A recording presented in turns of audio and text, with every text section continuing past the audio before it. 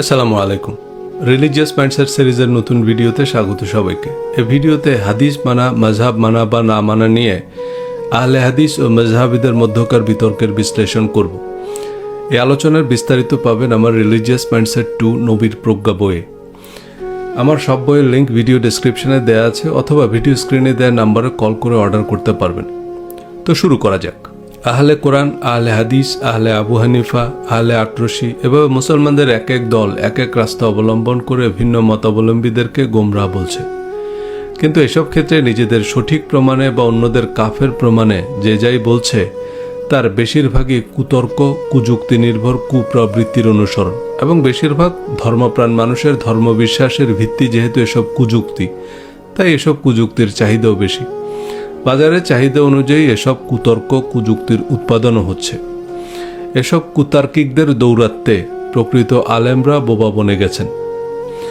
আহলে হাদিস এবং হানাফিদের মধ্যে বিতর্ক বর্তমানে বেশ উত্তপ্ত। হানাফি এবং আহলে হাদিস উভয় পক্ষের কুতার্কিক আলেমরা নিজেদের যুক্তি দিয়ে ময়দান গরম করছে।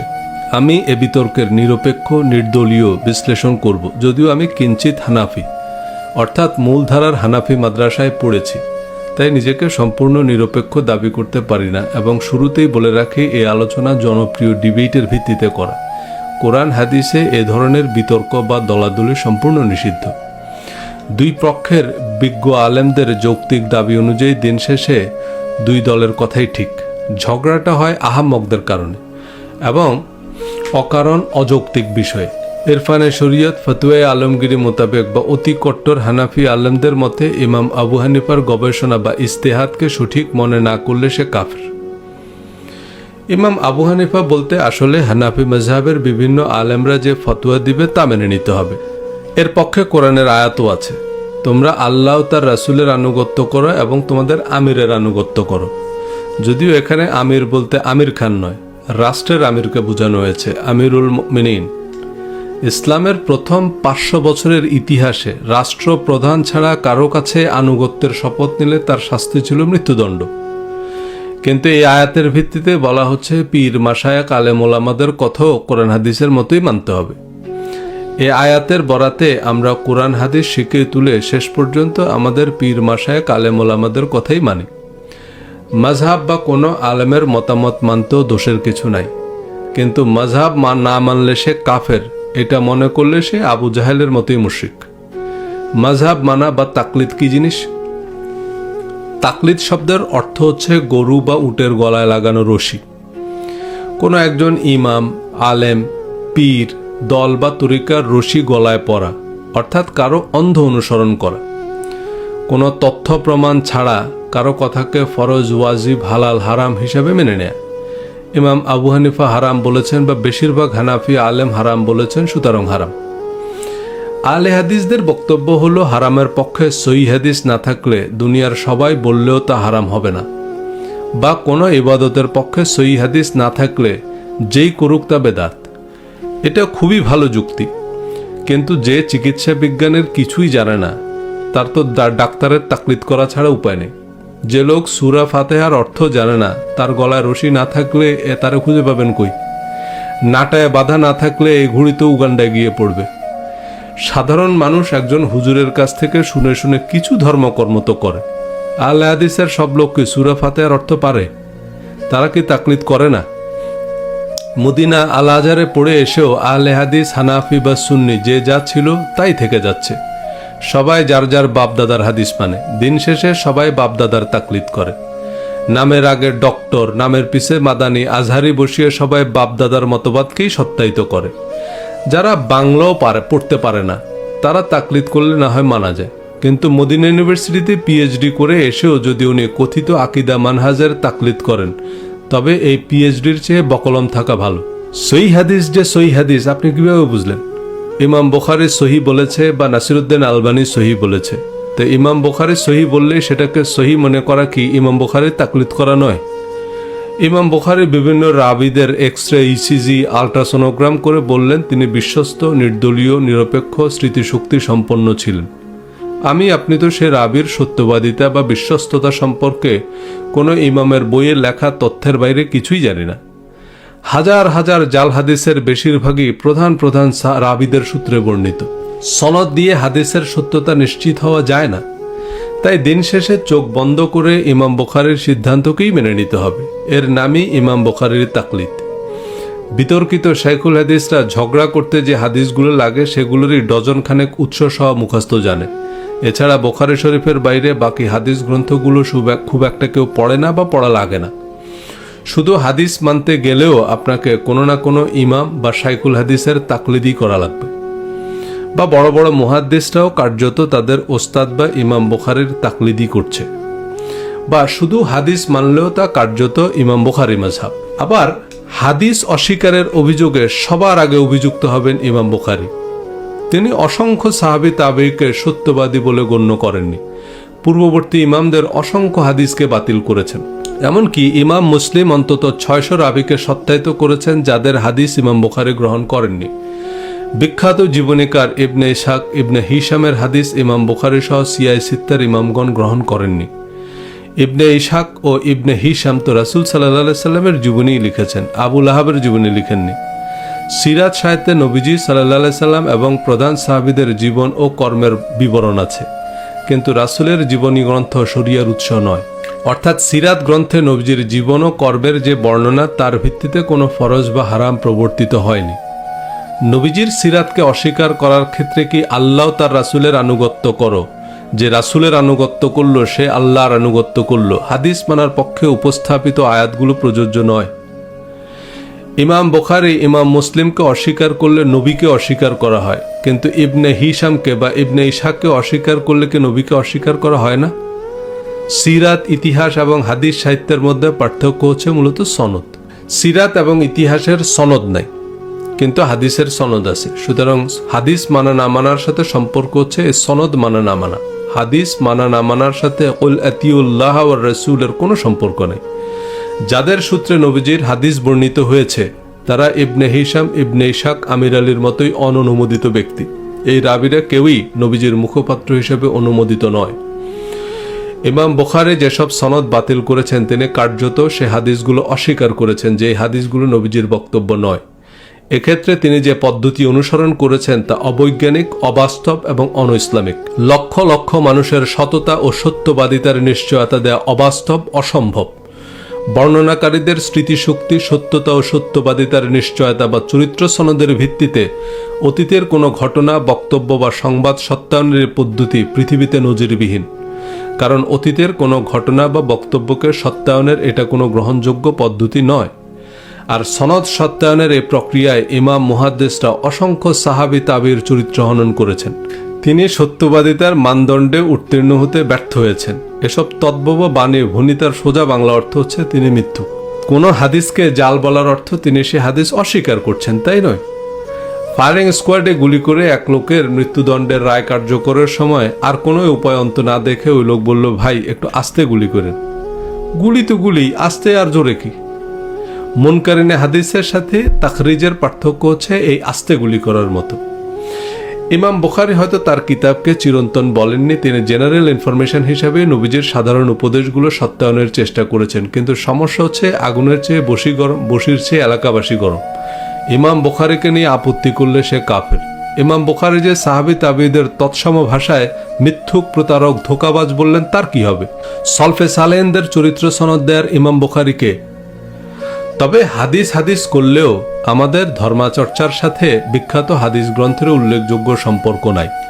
নবীর প্রজ্ঞা বইয়ে আমি যে হাদিসগুলো উল্লেখ করেছি তা আপনি কোনো শাইখুল হাদিসকে বলতে শুনবেন না। আমাদের দেশের প্রবীণ আলেমরা কার্যত ফতোয়া দেয় হানাফি মেজহাবের বিভিন্ন ফতোয়ার কিতাব, যেমন কুদুরি, নুরুল আনোয়ার, দুররে মুখতার বা ফতোয়ায়ে আলমগিরি, ফতোয়ায়ে ওসমানী, এসব ফতোয়ার কিতাব থেকে। এ আলেমদের দাবি অনুযায়ী পণ্ডিতরা কোরআন ও হাদিসের ভিত্তিতে এসব কিতাব রচনা করেছেন। বিভিন্ন মাহফিলে, টিভি, ইন্টারনেটে বড় বড় শায়করা যেসব উদ্ভট প্রশ্নের উত্তর দেন, যেমন হিন্দুদের বানানো মিষ্টি খাওয়া যাবে কিনা, আজানের সময় কুত্তা কেন ঘেউ ঘেউ করে, খেজুরের রস দিয়ে উজু করা যাবে কিনা, এগুলো যখনই বই আকারে প্রকাশ করা হয় তখন সে বইগুলোকে বলা হয় ফতোয়ায়ে আব্বাসি, ফতোয়ায়ে আজহারি বা ফতোয়ায়ে মামানুল হক। ফতোয়া শব্দের অর্থ মত বা ওপিনিয়ন। এসব ফতোয়ার কিতাবে যেসব প্রশ্নের উত্তর দেয়া হয় এগুলো কোরআন হাদিসে নাই। এগুলো মুফতি মুহাদ্দিসদের মত। কিন্তু এইসব কিতাব প্রণেতারা ফতোয়ার ক্ষেত্রে যেসব হাদিসকে সহি হিসেবে বিবেচনা করেছেন তার বেশিরভাগ হাদিসকে আহলে হাদিস ও সালাফিরা জয়ী বা তাদের ভাষায় জাল বলছেন। এ কারণেই মাযহাব মানাকে তারা বেদাত বলছেন। আমাদের দেশের বরেণ্য আলেমরা এসব হাদিসকে সহি বিবেচনার ক্ষেত্রে ইমাম আবু হানিফা, ইমাম আবু ইউসুফ, ইমাম মোহাম্মদ সহ হানাফি পণ্ডিতদের তাকলিদ করেছেন। তারা সহি বলেছেন তো সহি, কিন্তু আহলে হাদিসরা কিসের ভিত্তিতে জয়ীব বলছে? শায়খ নাসিরউদ্দিন আলবানী। কে এই শায়খ নাসিরউদ্দিন আলবানী? সালাফি আন্দোলনের প্রবর্তক নাসিরউদ্দিন আলবানী একজন আলবেনীয় সিরিয়ান, পেশায় একজন ঘড়ি মেরামতকারী এবং স্বশিক্ষিত। শায়খ আলবানী 1999 সালে ইন্তেকাল করেন। 1999 সালে আমি ঢাকা আলিয়া মাদ্রাসায় পড়ি, সেই অর্থে তিনি আমাদের সমসাময়িক কালের মানুষ। গুগল, উইকিপিডিয়া এবং সাধারণ সূত্র মতে নাসিরউদ্দিন আলবানী অত্যন্ত দরিদ্র পরিবারে জন্মেছেন। একসময় কাঠমিস্ত্রি এবং পরবর্তীতে ঘড়ি মেরামতের কাজ করেন। উল্লেখযোগ্য প্রাতিষ্ঠানিক শিক্ষার বিবরণ পাওয়া না গেলেও তিনি সিলসিলা আহাদিসুস সহিহা এবং সিলসিলা আহাদিসুস জুয়াফা নামে দুটি বিখ্যাত হাদিস গ্রন্থ সহ প্রায় 5 শতাধিক গ্রন্থ লিখেন, যেখানে তাহকিক ও তাখরিজ করে সহি জয়ীফ হাদিসগুলোকে আলাদা করেছেন। নাসিরউদ্দিন আলবানীর তাহকিক ও তাখরিজ অনুযায়ী বুখারী, মুসলিম সহ সিয়াসিত্তার অনেক সহি হাদিস বাতিলের তালিকায় পড়েছে। হানাফি আলেমদের মনসুখ বা বাতিলকৃত অনেক হাদিস তার সহি তালিকায় জায়গা পেয়েছে। হাজার বছর ধরে প্রতিষ্ঠিত সহি হাদিস জাল হয়ে গেল নাসিরউদ্দিন আলবানীর রায়ে, আর আমাদের নামাজ, রোজা, দোয়া, মোনাজাত সব বেদাত হয়ে গেল। আপনার হজ শুদ্ধ হচ্ছে কি? নবী সাল্লাল্লাহু আলাইহি সাল্লাম যেভাবে হজ করেছেন শিরোনামে নাসিরউদ্দিন আলবানী 2টি বই লিখেছেন। নবী সাল্লাল্লাহু আলাইহি সাল্লাম যেভাবে হজ করেছেন সেভাবে হজ করতে হলে আলবানী মাযহাবের কোনো শায়খের কোম্পানির মাধ্যমে হজে যেতে হবে। কিন্তু শেষ পর্যন্ত নবীজি সাল্লাল্লাহু আলাইহি সাল্লাম যেভাবে হজ করেছেন সেভাবে আপনি হজ করতে পারবেন না। নবীজি সাল্লাল্লাহু আলাইহি সাল্লাম উটের পিঠে চড়ে বাইতুল্লাহ তাওয়াফ করেছেন, আপনাকে উট নিয়ে সেখানে ঢুকতেই দিবে না। হজের প্রধান আনুষ্ঠানিকতা হচ্ছে আরাফাতের ময়দানে অবস্থান বা মুজদালিফায় রাত্রি যাপন। হজের দিন আরাফাতের ময়দানের পরিবর্তে বাইতুল্লায় বসে থাকলেও আপনার হজ হবে না। সুতরাং আপনাকে সবার আগে আরাফাত, মুজদালিফার সুনির্দিষ্ট ভৌগোলিক অবস্থান এবং সীমানা জানতে হবে। আরাফাতের ময়দান কত ডিগ্রি ল্যাটিটিউড এবং কত ডিগ্রি লঙ্গিটিউডে অবস্থিত, এটা কোন হাদিসে আছে? একজন মুসলিমকে পৃথিবীর সকল হাদিস গ্রন্থ ধরিয়ে দিলে তিনি কি হাদিসের বর্ণনার ভিত্তিতে আরাফাতের সীমানা নির্ধারণ করে দিতে পারবেন? আপনাকে হজের এহরাম বাঁধতে হবে ইয়ালামলাম পাহাড় থেকে। এই ইয়ালামলাম পাহাড়ের দাগ খতিয়ান মৌজা নম্বর কোন শরীফের কত নম্বর হাদিসে আছে জনাব?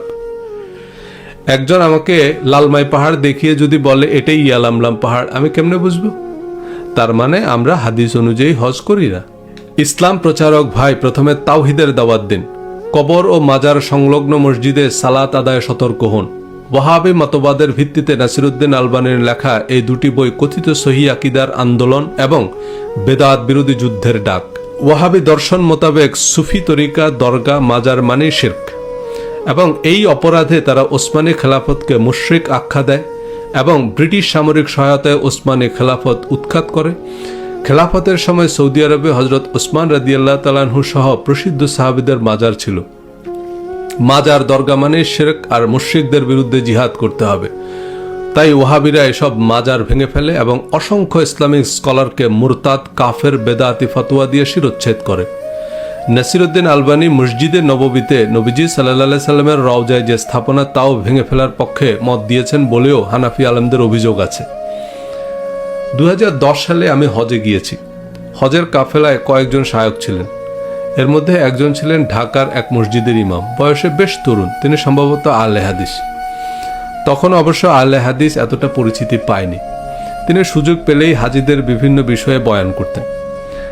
একদিনের বয়ানে কয়েকটি হাদিস উল্লেখ করে বললেন যে আপনারা ইবাদতের ক্ষেত্রে মক্কা মদিনাকে চোখ বন্ধ করে অনুসরণ করবেন, কারণ রাসূল সাল্লাল্লাহু আলাইহি সাল্লাম বলেছেন মক্কা মদিনায় শিরক বেদাত প্রবেশ করবে না। 2 দিন পর উনি আবার ওসমানী খেলাফতের ইতিহাস বলছেন যে ওসমানী খেলাফতের সময় কিভাবে মক্কা মদিনা শিরক বেদাতে লিপ্ত হয়ে পড়ে। আমি পরে হুজুরকে জিজ্ঞেস করলাম, হুজুর, ওসমানী খেলাফতের সময় শিরক বেদাতের হাদিসগুলোর উপর স্টে অর্ডার দিয়েছিল কোন আদালত? শিরক করতে আপনাকে মাজারে যেতে হয় নাকি? বিছানায় কম্বল মুড়ি দিয়েও কেউ যদি ঈসা আলাইহিস সালামকে আল্লাহর পুত্র মনে করে সে কামেল মুশরিক। অনেকে ভাস্কর্য ভাঙার আন্দোলন করেন, কারণ মানুষ ভাস্কর্যের পূজা করতে পারে। ভালো কথা, আবহমান কাল থেকে মানুষের চন্দ্র সূর্যের উপাসনা করার ইতিহাস আছে। ভাস্কর্য না হয় ভেঙে ফেললাম, কিন্তু সূর্যকে কি করব? মানুষের কাফের মুশরিক হওয়ার জন্য মাজার মন্দির মূর্তি লাগে না। অকৃতজ্ঞ মানুষকেও আল্লাহ কাফের বলেছেন। সৌদি আরবের অন ইসলামিক কর্মকাণ্ড এবং বৈশ্বিক সন্ত্রাসবাদের মতাদর্শ হিসাবে ওয়াহাবি শব্দটা মুসলিম বিশ্বে অনেকটা রাজাকারের মতো বিতর্কিত, তাই নিজেদেরকে কেউ ওয়াহাবি পরিচয় দেয় না, প্রতিপক্ষের লোকরা ওয়াহাবি বলে গালি দেয়। নাসিরুদ্দিন আলবানী ওয়াহাবিজমকে রিফর্ম করে সালাফি নাম প্রবর্তন করেন। নব্য আহলে হাদিসদের বেশিরভাগ সালাফিজমের নামে মূলত আলবানী মাযহাবের অনুসারী। আবারও মনে করিয়ে দিই, কোনো দল মত মাযহাবের সবার জ্ঞান অভিজ্ঞতা বিচক্ষণতা সমান নয়, তাই সবাই একই মতবাদে বিশ্বাসী নয়। আলেমরা হয়তো এমনটা বোঝাতে চাননি, কিন্তু ভক্তরা ক বললে কলিকাতা বুঝে। আমি সাধারণ অর্থে হানাফি সালাফি এবং আহলে হাদিস বুঝাচ্ছি, এবং বেশিরভাগ মতপথের ৮০ থেকে ৯০% মানুষ কার্যত আলেম নয়। এরা শুনে অর্ধেক, বুঝে তারও অর্ধেক, এরাই কথা বলে সবচেয়ে বেশি। তবে আমি দায়িত্বশীল আলেমদের রেফারেন্স হিসেবে বিবেচনা করছি। সৌদি গ্র্যান্ড মুফতি আব্দুল আজিজ বিন বাজ নাসিরুদ্দিন আলবানীকে মদিনা ইউনিভার্সিটিতে হাদিসের অধ্যাপক হিসেবে নিয়োগ দেন। ১৯৯৯ সালে সৌদি সরকার নাসিরুদ্দিন আলবানীকে মুসলিম বিশ্বের সবচেয়ে সম্মানজনক কিং ফয়সাল ইন্টারন্যাশনাল পুরস্কারে ভূষিত করে। উল্লেখযোগ্য প্রাতিষ্ঠানিক শিক্ষা ছাড়াও একজন মানুষ জ্ঞানী হতে পারে। প্রাতিষ্ঠানিক শিক্ষার বিবরণ না থাকলেও নাসিরুদ্দিন আলবানী অবশ্যই হাদিস শাস্ত্রে পাণ্ডিত্য অর্জন করেছেন। তিনি আমাদের সমসাময়িক কালের অন্যতম শ্রেষ্ঠ হাদিস বিশারদ, তবে তার খ্যাতি ও প্রতিপত্তির প্রধান কারণ সৌদি ধর্মীয় কর্তৃপক্ষের পৃষ্ঠপোষকতা। সৌদি আরবের রাষ্ট্রীয় পৃষ্ঠপোষকতায় আলবানী মতাদর্শ বিদ্যুৎ গতিতে বিশ্বজুড়ে প্রতিষ্ঠিত হয়। বাংলাদেশ সহ মুসলিম বিশ্বের বেশিরভাগ আলেম ওহাবিদের অনুগত। সৌদি আরবের রাজকীয় মেহমান হিসাবে হজ করেন। সৌদি ধর্মীয় কর্তৃপক্ষ বিভিন্ন অনুষ্ঠানে সেমিনারে দাওয়াত দিয়ে নানান হাদিয়া তোহফা দেয়, তাদের মাদ্রাসা মক্তবের নামে অনুদান পাঠায়। একবার এমন আতিথেয়তা পেলে তাদের বিরুদ্ধে বেশি কড়া কথা বলা যায় না। এটা সব দেশের সরকারই করে। আমেরিকান সরকারের বৃত্তি নিয়ে যারা আমেরিকায় পড়াশোনা করেন, ওয়াশিংটন ডিসির সেমিনারে কি নোট স্পিকার হিসাবে আমন্ত্রণ পান। তারা আমেরিকার সমালোচনা করলেও অ্যানেস্থেশিয়া দিয়ে জায়গাটা অবশ করে নেয়, যাতে আমেরিকানরা ব্যথা না পায়। নাসিরুদ্দিন আলবানী তাহকিক তাখরিজ করে হাদিসের নতুন তালিকা প্রণয়ন করেছেন। এগুলো হাদিসের বিজ্ঞান নাম দিলেও এগুলো ইজমা কিয়াসের আরেক রূপ। শায়খ নাসিরুদ্দিন আলবানীর হাদিসে পাণ্ডিত্য সম্পর্কে আমি জানি না, তবে মোহাম্মদ বিন সালমানের মতো ট্রিলিয়নিয়ারের নেক নজরে পড়লে আমিও ডিজিটাল মার্কেটিং কনসালটেন্ট থেকে রাতারাতি মুসলিম বিশ্বের ইমাম আজম বনে যাব। মদিনা ইউনিভার্সিটির শখানেক ছাত্র শিক্ষক আমার নামে হাদিস তাফসিরের কেতাব লিখবে। বড় বড় শায়খরা সহিহ সজল শরীফের রেফারেন্স দিয়ে ফাতুয়া দিবে। পিস টিভিতে সারাদিন ইমাম সজল রোশন হাফিজাহুল্লাহর মতামত বিশ্লেষণ করবেন ডক্টর জাকির নায়েক। বিশিষ্ট আলেমরা আমার বক্তৃতার স্ক্রিপ্ট লিখে দিবে। বিজ্ঞাপন বাজেট করলে ফেসবুক ইউটিউবে আমার ভিডিও টাইরাল হয়ে যাবে।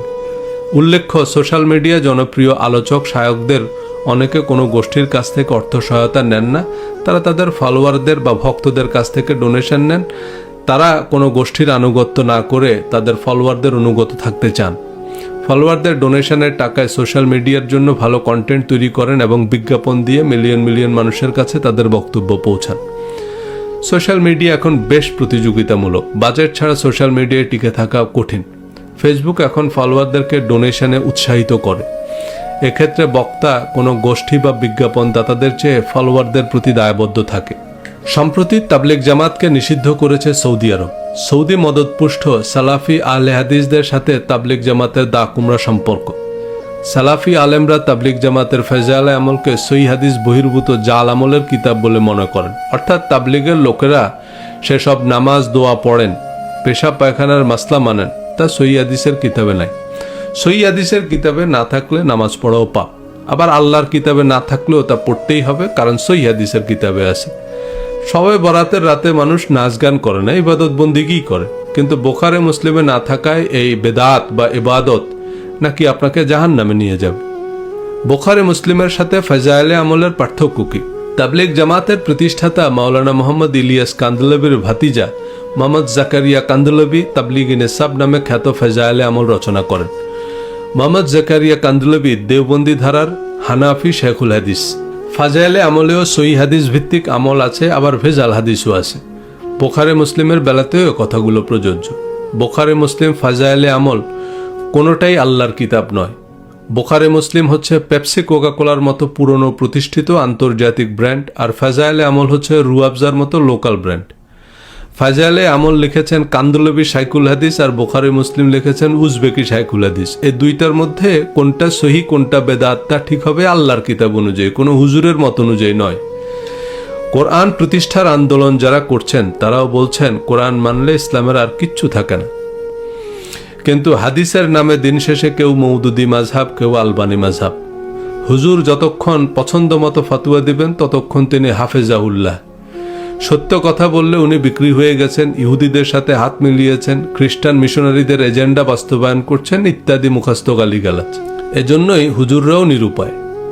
নবীজির হাদিস পছন্দ না হলে এরা নবীজিকেও গোমরা বলতে দ্বিধা করত না।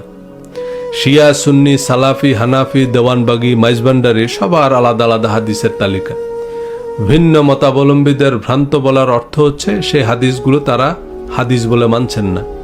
নাসিরউদ্দিন আলবানির 90 সহিহ হাদিসের তালিকা এবং তার ভিত্তিতে কিছু অর্থহীন বিতর্কের অবতারণা করে নতুন মাযহাব সৃষ্টি, তা প্রচারে সৌদি কর্তৃপক্ষের আর্থিক ও কাঠামোগত প্রণোদনার পিছনে রাজনৈতিক উদ্দেশ্য স্পষ্ট। এরদোয়ানের তুরস্ক ওসমানী খেলাফতের মহিমা নিয়ে বিগ বাজেটের উর্তুগুল সিরিজ বানিয়ে আয়া সোফিয়াকে মসজিদ বানিয়ে দৃশ্যত মুসলিম বিশ্বের খলিফা হওয়ার দৌড়ে নেমেছেন। এরদোয়ান নিজেকে ইমাম মাহাদি ঘোষণা দিলে হাজার হাজার মানুষ তার পিছনে ছুটবে। শেষ পর্যন্ত পুলিশের গুলি খেয়ে মরা ছাড়া লাভের লাভ আর কিছুই হবে না। গত 1500 বছরে 3000 ইমাম মেহেদি এসেছে। এসব কথিত ইমাম মেহেদির পিছনে ছুটতে গিয়ে লক্ষ লক্ষ মানুষ মারা গেছে। শিয়া, ওয়াহাবি, তুর্কি সবাই নিজেদের ইমাম মেহেদির জন্য অপেক্ষা করছে। শিয়া, তুর্কি ও মাযহাবিদের কাফের প্রমাণের জন্য সহিহ হাদিসের নতুন তালিকা আর সহিহ আকীদার থার্মোমিটার বানিয়েছে সৌদি আরব। সময় মতো এ কাফের মুশরিক বেদাতীদের বিরুদ্ধে যুদ্ধের ঘোষণাও আসবে। ধর্মপ্রাণ মানুষের সামনে আরও অন্ধকার সময় আসছে। এই ঘোর অন্ধকারে আলো। এই হাদিস ফিকা ফাজায়েলের জিলাপির প্যাচে সরল সঠিক পথ হুদাল্লিল মুত্তাকিন, কিতাব মনির, কিতাবিল হাকিম হচ্ছে আল্লাহর কিতাব। এই রমজানে আল্লাহর কিতাব নিজের ভাষায় বুঝে বুঝে পড়ুন। আহলে আবু জেহেলদের থেকে দূরে থাকুন। ধন্যবাদ।